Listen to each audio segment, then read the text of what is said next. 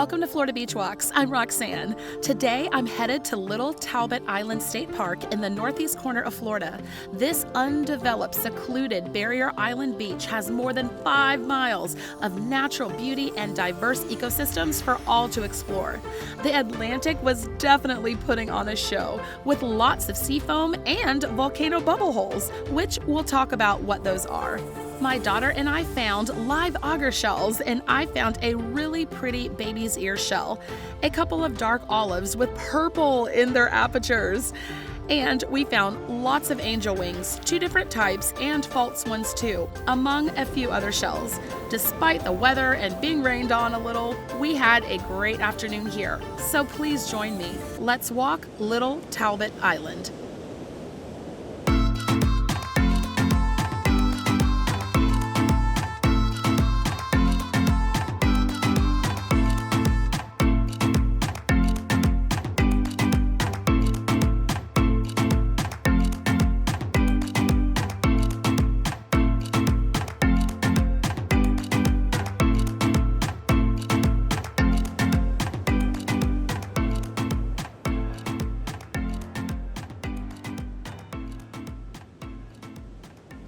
So I've been to a lot of central and southeast beaches and southwest beaches, but not further than St. Augustine to the northeast side of Florida.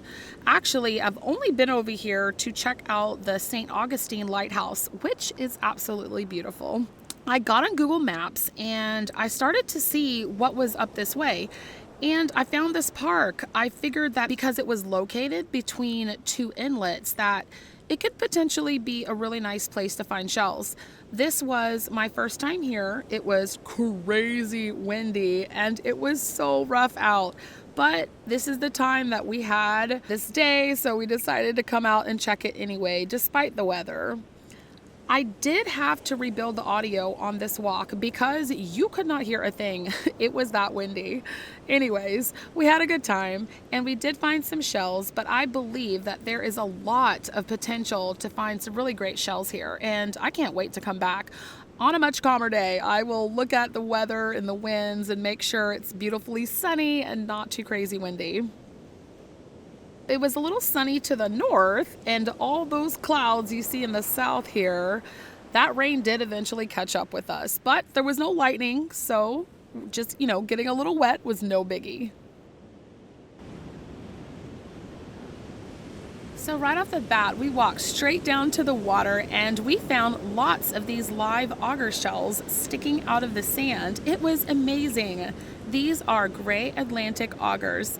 These look very similar to Salle's augers. I had a hard time identifying which these were. Oh, here's Sky with another one. Look at this, so cute.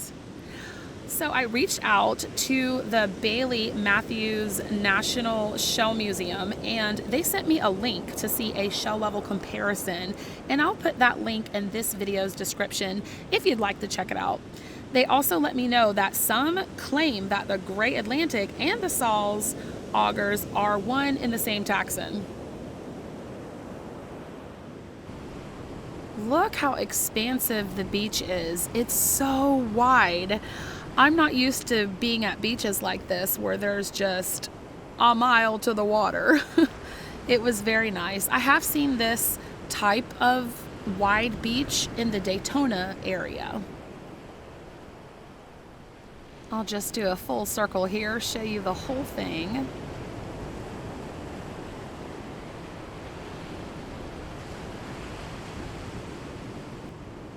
Yep, the rain has started, but I was determined I'm gonna walk all the way to the end of this island, which was quite a ways. We did park at the, the north parking lot. There's 2 parking lots. There's a north and a south. So we parked at the north one, and I wanted to walk all the way to the tip of the island, and it took a long time.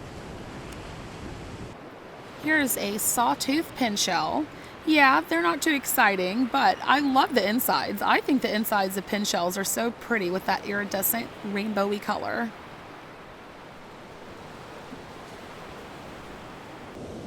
A lot of these shells were a little rusty looking. And this is a Campeche angel wing. or the Spanish pronunciation Campeche, as in Campeche, Mexico. We did find a lot of these here. Also, angel wings and false angel wings, and I'll do a little comparison so you can see the difference of all three of those together towards the end of this video.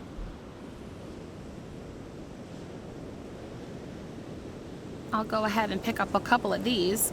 I'm not sure exactly what these are. They look like they have a talon type shape to them, and they're see-through like some of the talons would be.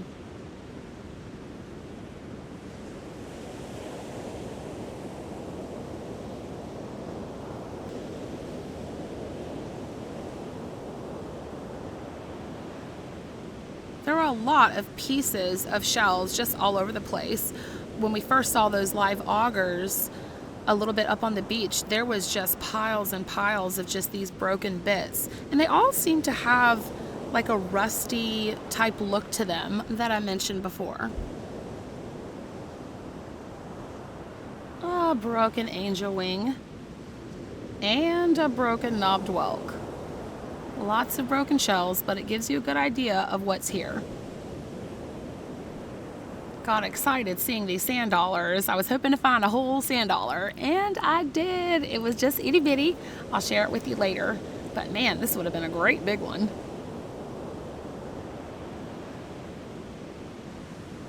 And here's another piece. So I guess that would be a quarter. And this one would be 10 cents.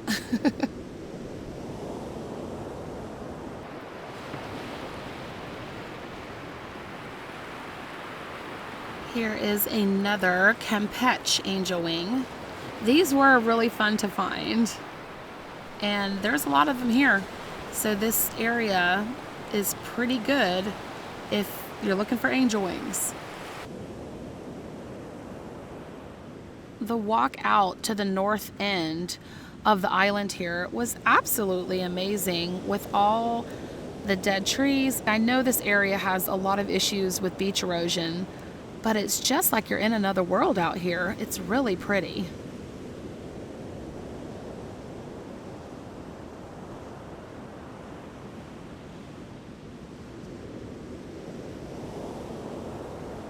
The further north we walked, the more I started seeing really thick sea foam like this. And this was pretty cool. I've never actually seen sea foam in this quantity in one area before. And basically what sea foam is mostly planktonic plants and animals. And typically it happens when there's nearby blooms and the conditions are totally right, as in this day. Especially at the northern end, it was so rough and there were so many wave breaks that you could see it as far as your eye could see the waves. So all this action basically pulverizes their cells, and the proteins and fats are whipped up into these suds, and you get really thick sea foam. So it was pretty interesting to see all this. As I said before, I've never seen this.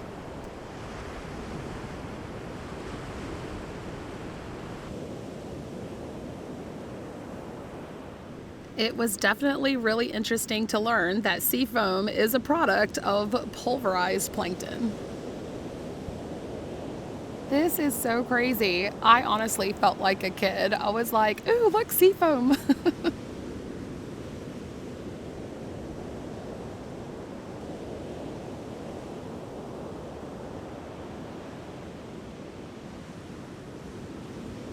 So I thought it was enough just to see this really thick sea foam, and then I started seeing the sand bubble. What in the world?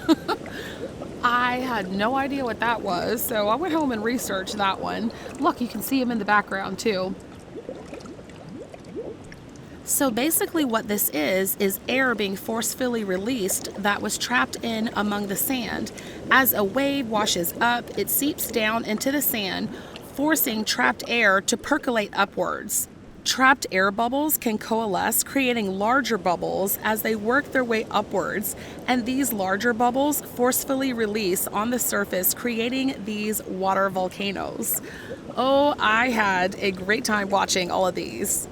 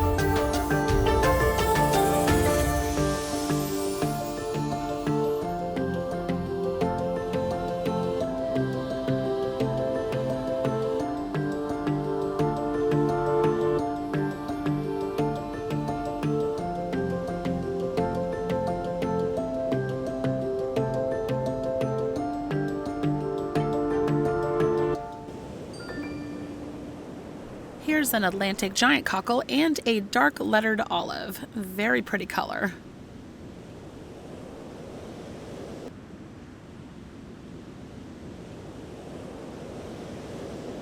Here's a beautifully colored jackknife clam. These little wings keep blowing out of my hands. I'll pick this one back up in another one.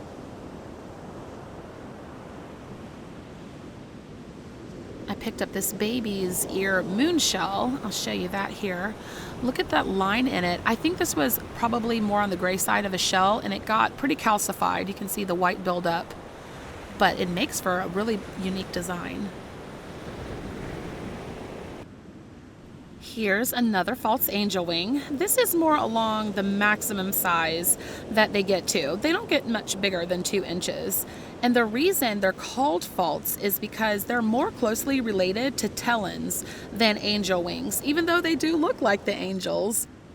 And here is another one.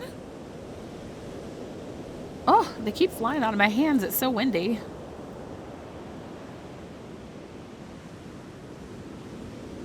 These are so cute, even though they're not real angel wings.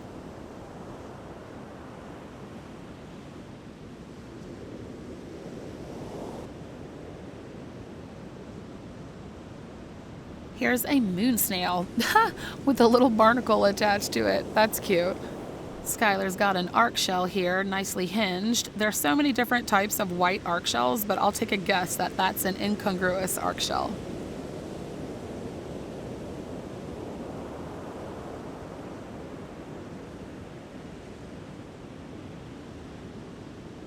Here's another hinged one.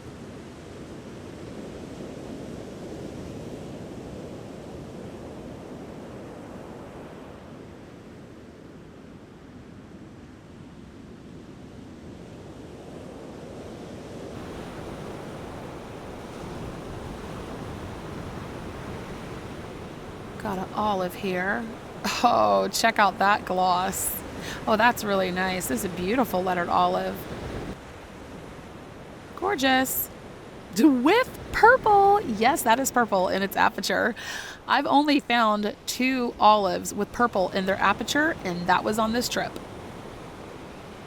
What else is littered among these shell bits? It is so fun, at least for me, checking these out. Here is another false angel wing. I love the wind. My goodness, it is so windy. It is fun picking these up. And there it goes again. I just can't keep a hold of them. So many of these in this little area. I picked up, I think, over 30 of them from this trip. So there was lots of these little false angel wings.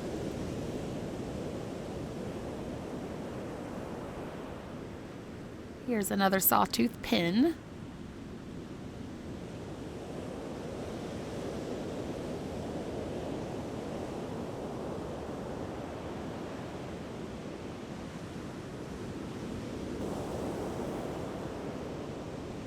A sand dollar. Yay! Oh my word, it's so cute. I can't believe this actually made it up whole, and it is absolutely perfect. A 5-hole keyhole urchin test. Very beautiful. Here's a calico box crab shell. Let's wash this off. All right, it's a little faded, but it's such a really neat pattern.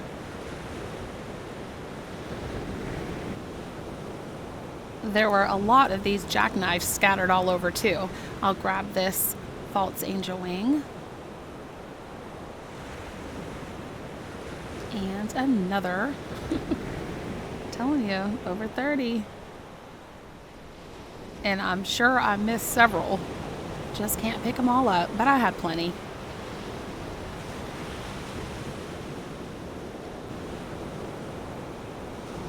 Quite a few different shell species. Let me know in the comments which ones I passed over that you would have picked up.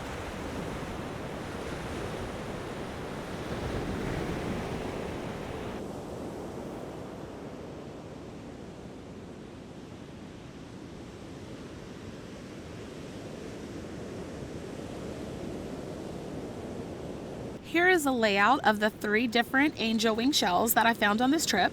Angel wings, Campeche angel wings, and then false angel wings.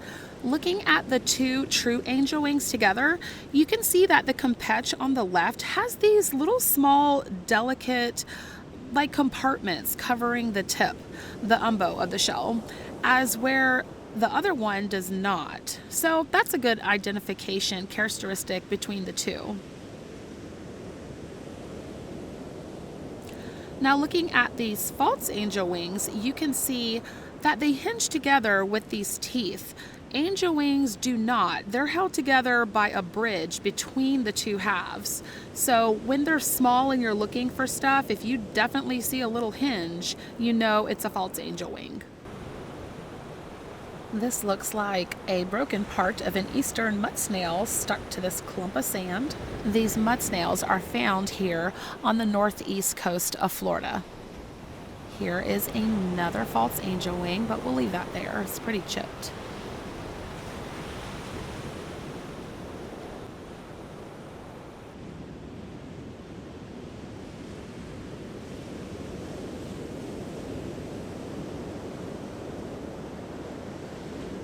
Another Campeche angel wing. This one's a pretty good size.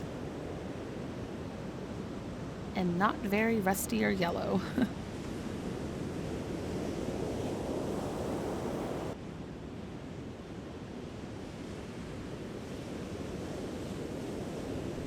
Now this is pretty interesting, and I have no idea what it is.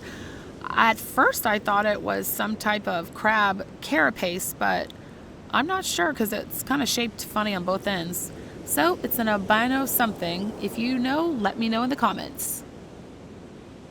Here we have another hinged arc shell. That looks so pretty together, like they're kissing. Here we are almost to the end of this island, and I just cannot get over how expansive this area is. It is unreal. You can see the wave breaks way out there, so you know there's a shallow sandbar. And in a second, I'll show you some people that were actually out there fishing, and they were only up to their knees. Here is an angel wing shell. This is a pretty nice size one. Oh, I couldn't even imagine after a storm. There must just be tons of angel wings here.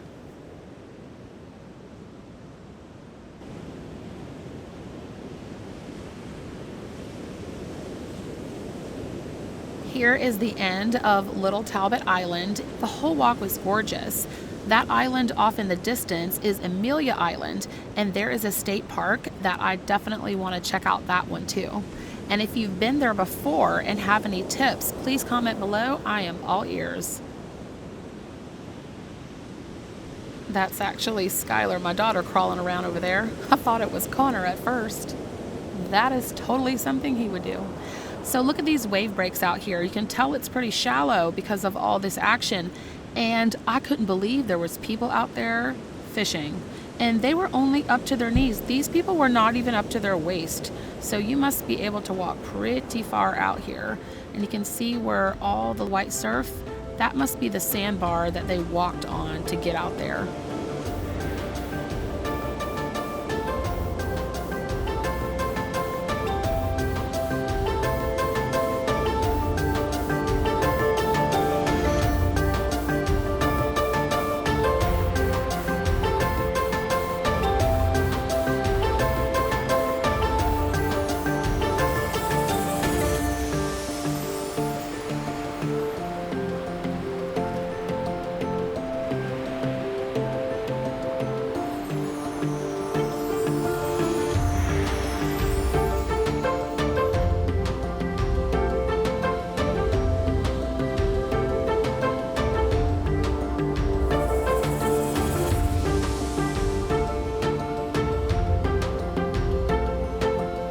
Here are all of our shell finds from this trip.